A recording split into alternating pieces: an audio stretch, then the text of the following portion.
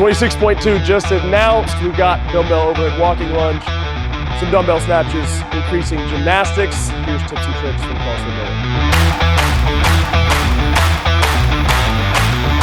All right, 26.2 just announced. 80. I didn't want to write dumbbell overhead walking lunge 3 times, so you're going to see here. 80-foot dumbbell overhead walking lunge, 20 dumbbell snatch, 20 pull-ups. Round 2, you're going to go 20 chest bar instead of 20 pull-up. Round 3, you're going to find some rings and do 20 ring muscle-ups. I will say, contrary to last week, I really like this workout. It's going to be fun. I do like that the standards are not going to be hard to judge. Scott will not appreciate this. Yeah, Scott won't like this. Hiller will love it. There won't be enough no reps for Scott. He likes those no reps. Looking at it at first glance, obviously, we'll go to the top 1%ers at first, even though probably the most people that are watching this are the lower, probably 99%. 99%. Dumbbell overhead walking lunge should be unbroken. Yeah, should alternate arms at halfway. Yeah, halfway or at each 20s. 20. It's going to be a quick switch. Just so you're not burning that tricep and shoulder out. You could try to step through.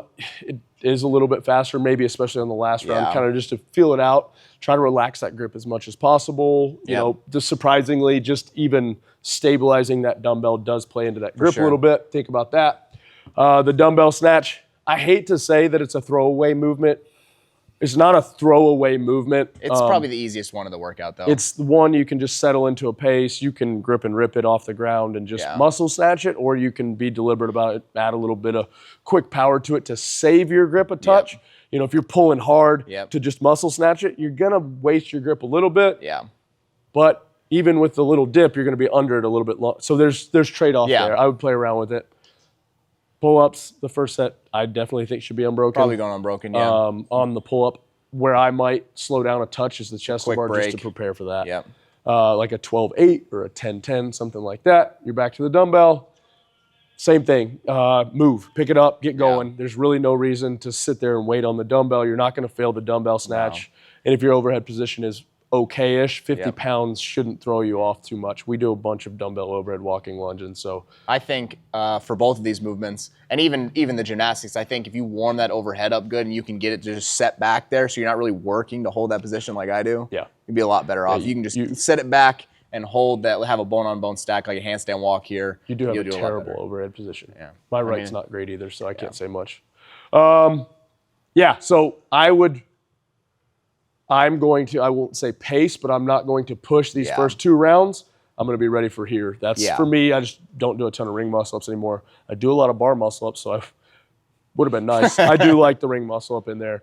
I think for like the top 1%, the first 2 rounds is the trap to get you to push you a little too much. I was about to say 3 rounds except for. Exactly. Right? You have to push it, but then you also have to leave enough in the tank for this is the bottleneck of the workout. At 2 the to end. 3 sets for the top percenter. Yeah. However, if you're the 99% percentile and you're just hoping to get to the ring muscle-ups and get a couple, go as fast as you can, because I would assume this would be the tiebreaker. I haven't looked at the score sheet. If somebody knows that off the top of their head that's listening, what the tiebreaker is, aim for that tiebreaker, because there's going to be a huge bottleneck right here. That's for the general. I would say a lot of people that are aiming for quarters. You're going to make your money on that time cap, and then after the snatches of that round. So blitz it through. You're blanking out on this, right? You're going to see, hey, what the hell happens when I get there? But 15-minute cap. You should, if you pace this accordingly, I think everyone should be doing the same thing, 20 to 40 foot switching arms. Probably unbroken, maybe a quick break. Maybe. I will try to go. I will go unbroken. And then maybe one quick break, just to get moving fast. But then you have a 15-minute cap. At first glance, I think even if you're just hoping to get a muscle up, you will have time for muscle ups. So move fast until you get to the muscle ups. Give yourself some time, and then start banking some reps, because you should have some time on the clock. I think that's your kind of 2 ways to approach this, obviously, to get to this with a little bit left in the tank to where you can make it in a big set or get a couple big sets and get it done, or you're racing to get through this 3rd round of dumbbell snatch. That's kind of your 2 schools of thought, I think, here. Obviously, the 3rd school of thought is I'm just working for 15 minutes. And it's a 15-minute AMRAP. Break that up as never be staring at the dumbbell or staring at the bar. Have your breaks planned out. Yep. Be smooth. You know, don't ever go to failure. If you get to a point where it's like, oh man, I can't hold this dumbbell, put it down, rest, you know. If you're on the dumbbell snatch and it's getting to where it's getting real wobbly up here, or, you know, you're slipping when you're going to switch or any of that, stop for a second. Take 3 to 5 big breaths, whatever it is, get back on it. Don't ever go to failure. If you go to failure, you're done, especially on a workout like this that is sneakily grip centric. Yeah, because you get your hand is overhead, you're pulling, and your hand's overhead, and you're pulling. There's a lot of grip here. Yep. And if you have that hand overhead for too long, you're not going to get any blood flow. I was about to say there's a sneaky key there is that your hand is above your heart, so you're not getting. Look at you getting all sciencey, Angelo. Yeah, I mean, I think, and then what you were saying about the planned breaks. Have those planned breaks here or here if you're going to need them. Think about them in your head. Even on the dumbbell snatch, have a planned break. If you think you might need it, have that kind of plan B in the back of your pocket. Know that as soon as my grip starts to feel pretty cooked, I'm going to do 5s. Like I'm going to do 5, I'm going to take 2 to 3 seconds instead of it sneaking up on me when I do get to the second round of dumbbell snatch or the second round into the chest to bar, and I do 10 and I come off the bar, and I'm resting for 15 seconds because I've cooked my grip instead of taking a break at that 5 for 2 to 3 seconds. That will set you up a lot better to get to those ring muscle-ups and actually have something left in the tank when you get there. All right, 26.2, return of the ring muscle-up. You said it'd never be done again. I did say it'd never be done again. I did. All right, watch the rest of the video, get warmed up with AJ, Josh, strategy and all that stuff. Good luck. Let us know how it goes in the comments.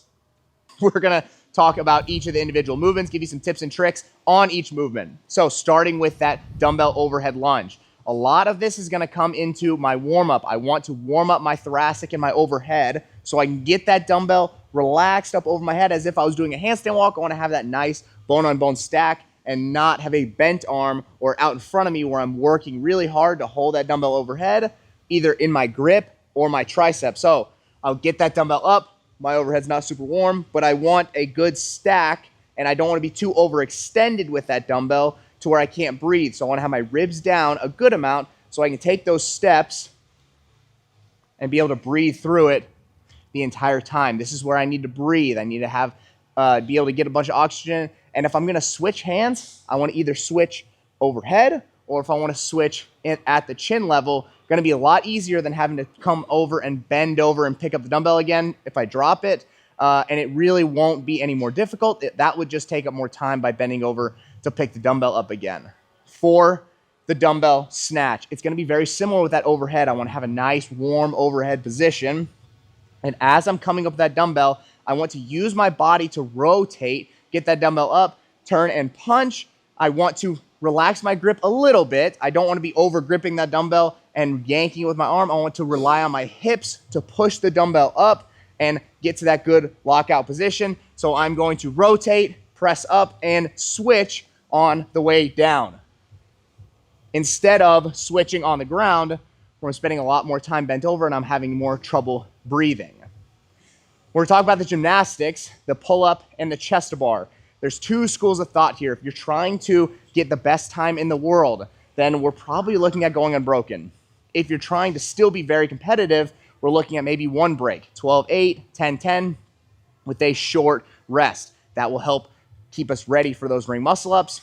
So on those quick break or unbroken, that's kind of the goal. If you are just looking to get to the ring muscle-ups or get as far as you can, have planned breaks on those. So I want to have a nice tight hip, jump up with my knuckles over the bar. I don't want to have this weak, soft baby grip. I want to have my knuckles over the bar, hanging on.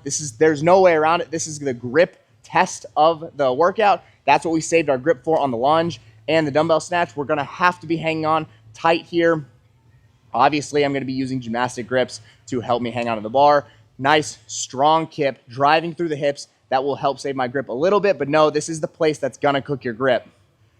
All of this is going to lead us up to the ring muscle-ups, either on the rig or on the tall strap. This is going to lead us up to the ring muscle-ups. You need to have a little bit left in the tank for the ring muscle-ups. The dumbbell snatch and the overhead lunge is going to burn out the triceps and the shoulders. The pulling and the dumbbell snatch are both going to get the biceps. So we're going to have a lot of local fatigue in the upper body, the shoulders, the triceps. we are going to have to rely on our hip drive on the muscle ups. That is the king. We're gonna need a big hip drive, keep those feet low, but drive those hips up, get up over top of the rings, and try to minimize that dip a little bit off the beginning. Start with small sets that you can maintain. Do not jump up and hit 10, and then the next set be 2. Have a smaller set that you can handle. If you're an elite, you're looking at doing maybe 6, 5, 5, 4. If you're looking to just get some, we're hopping up as soon as we can, getting that first rep out of the way and seeing what they feel like. Then if I can, I'm gonna try to go to the 2 and 3 and hang on to those 2s and 3s all the way through. Or if I can do that single and it's really hard, I'm gonna have a pace for myself, watch the clock, keep myself accountable, and continue to do those singles and chip away for the rest of the time. All right, guys, 26.2 just got released. We've got overhead walking dumbbell lunge. We've got a progression of pull-ups to chest to bars to bar muscle up, or to ring muscle ups. And so from there, and dumbbell snatch as well. So we for sure need to get our overhead position warmed up, get our lats mobilized. We need to get our low back and hip flexors warmed up, and then make sure that we're getting our biceps, triceps warmed up as well. So as we start, we always want to make sure we're going over through crossover symmetry protocol. That's going to get our hips warmed up, that's going to get our shoulders warmed up, and that's the next stage after we mobilize here, okay?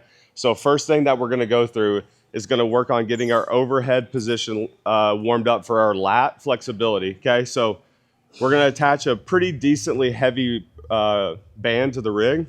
We're gonna karate chop this thing, step back, get tension on the band. From here, if my right arm is in, I wanna go right leg back into the side, and then I'm gonna let my chest fall towards the ground. You should really feel that lat open up, and also a little bit through our thoracic spine. Once I hang out here for about 5 to 10 seconds, I'm gonna open the chest up, and then keeping the arm straight, I'm gonna do a row back with my scap, hold for 2 seconds, and then relax all the way back in. We want to hit about 10 reps of this for 2 sets, okay, both sides. So that's going to help that stabilization position up overhead with the dumbbell, and also get our lats mobilized for our pull-up progressions, okay? So piece 2 that we're going to go in is going to be a Spider-Man stretch with a thoracic rotation. So this is going to help get our hip flexors opened up and also get some thoracic spine rotations. So for our dumbbell, there's going to be a little bit of rotation as we come around, and we want to get that opened up. So we're going to go lunge position, and then I want to make sure that the hip here and the knee is slightly behind my hip. So we're going to drop down, both hands down. The arm that's closest to the leg here that's forward, we're going to take this, reach elbow down towards the ground, open this position up, and then we're just going to cycle through about 10 reps here on each side for 2 sets, okay? So like I said, that's gonna help get hip flexor warmed up, help the thoracic spine open up, okay? Last piece of this, we're gonna be doing a lot of internal rotation with the pull, and then also when we get to the muscle ups, we're gonna be getting into that internally rotated position. So we need to make sure that is warmed up, and it's gonna help us mobilize as well. So I've got like a 2-for-1 special here. It's gonna be a little bit of a activation plus a mobilization, okay? So what I've got a light band attached to the rig. I'm gonna place this around my wrist, and then I can grab over the top of that.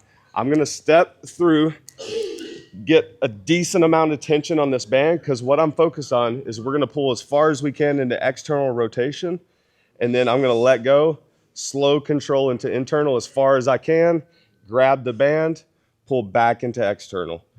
Same thing here. With this, we're gonna hit about 8 to 10 reps. Don't push too far into this to where it's super uncomfortable. Get as far back into external as you can, and then we're controlling into internal, okay?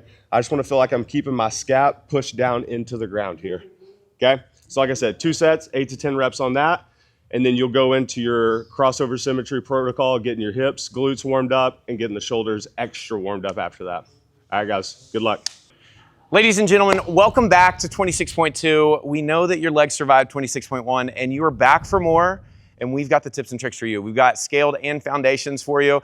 We've got our awesome assistant, Josh Gunkler here, and he's gonna be demoing for us. So what we're gonna be doing is we're gonna go through the workout movement by movement. We're gonna go through our lunges, our snatches, and then we're gonna go to our pulling variations that we have. So the first thing we have are gonna be our lunges. With our lunges, it's the same standard for scaled as it is for our RX. The dumbbell weight has just changed. So the first thing we're gonna do is I'm gonna have Josh go ahead and face the camera. And what I want you to do is, no dumbbell yet, take a lunge step for me and stay in the bottom. So in this bottom position, what we want to look for on Josh is that we want to take these toes and turn them in slightly. And so I'm going to have him turn that in just a tiny bit for me. The reason is when we go into these lunge steps, if his foot is completely straight, that's going to allow that knee to dive in, and then we're going to collapse. So we think about this. If I take a step, you can go ahead and stand up. If I take a step here, I have a slight turn in. If I move into a squat position, you can see my knee replicates the same position in both of those. If my knee is straight and I try to go into a squat position, it falls in. So take that slight turn in, don't over exaggerate it, but that's gonna set you up for success in the bottom. The next thing is we're gonna grab our dumbbell. We're gonna take this overhead. And where Josh is gonna hold this, the recommendation I have for you is that standards say that we do have to keep our hand around the handle. I'm gonna have him let that dumbbell tip back a little bit, so it's gonna line up along his forearm. If we try to level it out, so level it straight out, we're dealing with a lot of back and forth on that dumbbell. So if he lets it tip down, take 2 lunge steps for us if you don't mind.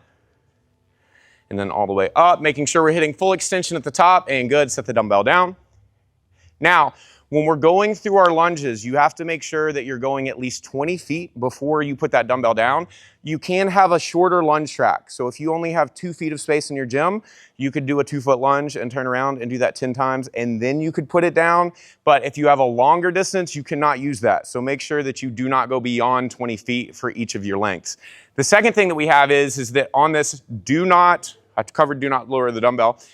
Your dumbbell has to be 5 feet away from any of your other equipment. So where we're doing our pull-ups at, make sure that that dumbbell is away. If you're doing foundations and you have ring rows, we need 5 feet away.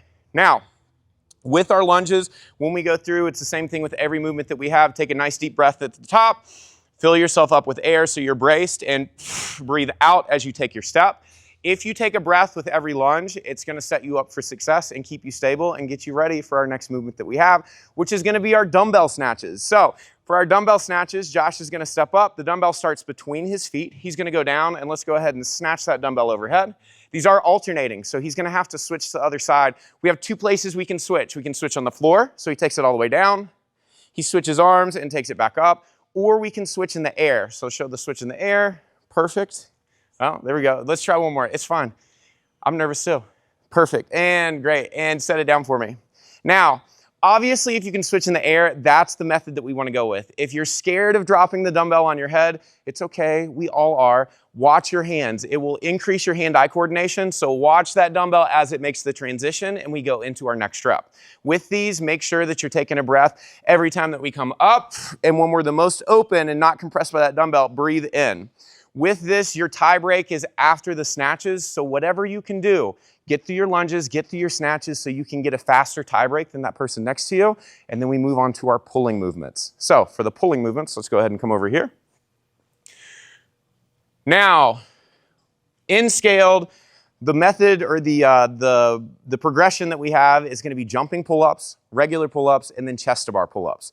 What we have here, and this isn't set up perfectly for Josh, but we want to show you a method that works really well. What we have is a 6-inch pad. If he stands on this, he's still about like 5 inches away, so another 6-inch pad wouldn't work.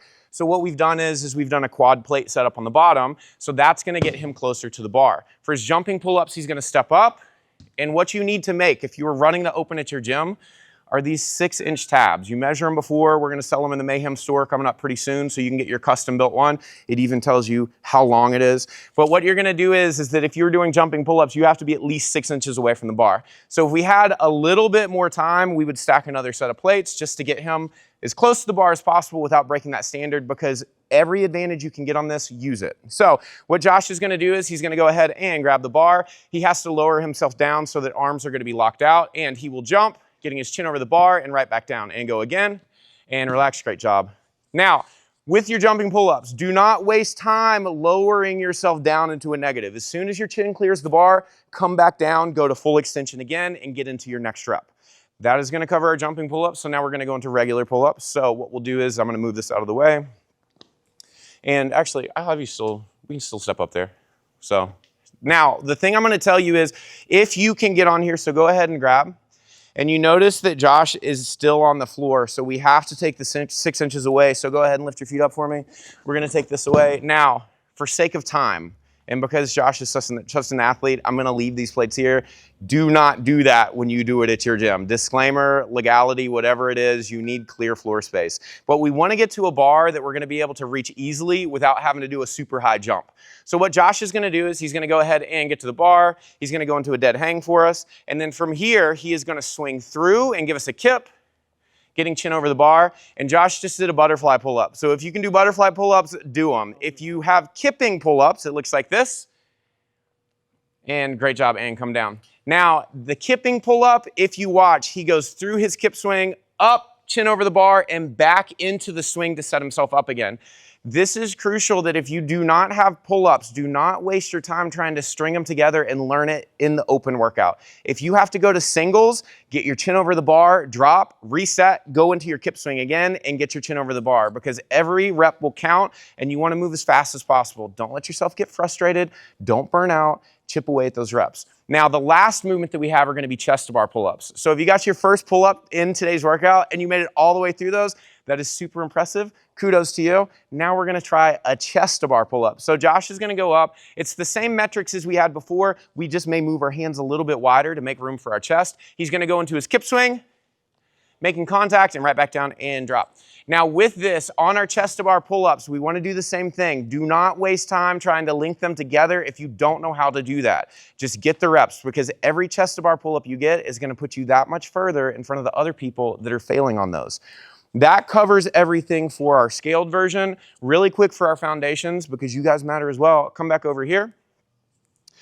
With our foundations version, the difference here is that we have our lunge steps, which are the same standard. We've got dumbbell snatches, which you can pick the weight that is appropriate for you, so you can go through those. With our dumbbell snatches, if we need to change the range of motion, we don't have to go all the way to the floor. We can just go to the knee and take that overhead. For our pulling variations, what we have, the first one is a bent over row. So for a bent over row, Josh can take this 20-pound dumbbell. He's gonna go one arm with this, and what he's gonna do is that he can use something for assistance. So pretend I'm a piece of furniture, just put your arm on me, good. And go ahead and give me a row. And again, good, and relax. He would do 10 on one side and then 10 on the other. Also, if you don't want to use a dumbbell and you want to use a barbell or PVC pipe, that is an option as well. After that, what we have are our ring rows. So for ring rows, you're gonna set those rings up so that you can get completely underneath them at full extension, pulling until you make contact with your chest. With those, do not burn out on your ring rows. Get the reps in, rest when you need to, and get right back at them. And then finally, you have your jumping pull-ups for your foundations version. Again, order these online in the coming weeks, but you need that. This is not a standard for foundations, but set yourself up, because next year, if you do on foundations, we're gonna do scaled next year, and we will be right back here with you with all the tips and tricks you need so that you will succeed and probably be at the CrossFit Games in like another year or 2 years. Josh is gonna be there, I think next year is the plan, so. Okay, wonderful. So we wish you guys the best of luck. Enjoy this time of the season. Encourage all of your teammates, all of your community, and we will catch you again next week for 26.3. Thank you, guys. All right, guys, just finished up 26.2. So like we talked about in the beginning, we're gonna have a lot of lat, bicep, tricep, low back. So we need to make sure we're getting all those things taken care of before. If you have any of your go-to stretches, mobility work after that, make sure you hit that. Here's kind of like what we recommend that we do on a daily basis, is that we just want to get some compression to the tissues after we just work them. So what we're going to do, take a foam roller. We're going to go first into a lat smash. So I like to lay the foam roller here, lay on our side. I'm just going to pin that lat that attaches right up towards the armpit. Obviously the lat spans all the way down through the back. So I'm just gonna work through that tissue. A lot of times it's up in this armpit area to where we find a lot of the soreness. So spend some time there. If you find some tender spots, what we can do is stay there, hang out there, add some just light activation, raise the shoulders up, move them across the body. Just spend a little time working through all those positions, finding some tender areas, and then smashing those. Same thing with the tricep and the bicep, okay? So whether it's a barbell, we can lay a barbell across through here, smash our biceps out. And then for the foam roller, I can take for the tricep, put my body weight down into it and start working that back and forth, straightening the arm out, bending the arm, just getting some length to it and into a shortened position as well. So just spend a little time in those two.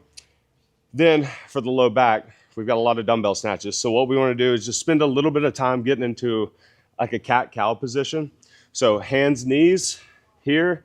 And what I like to do is rock back towards the heels a little bit. This is going to bias my lumbar spine. And then from here, I'm trying to think about getting as tall towards the ceiling as I can with my thoracic spine, and then arching through, and then just finding those positions, trying to get an inch more every time, and just work your spine through a range of motion, okay? So good luck. We'll see you next week.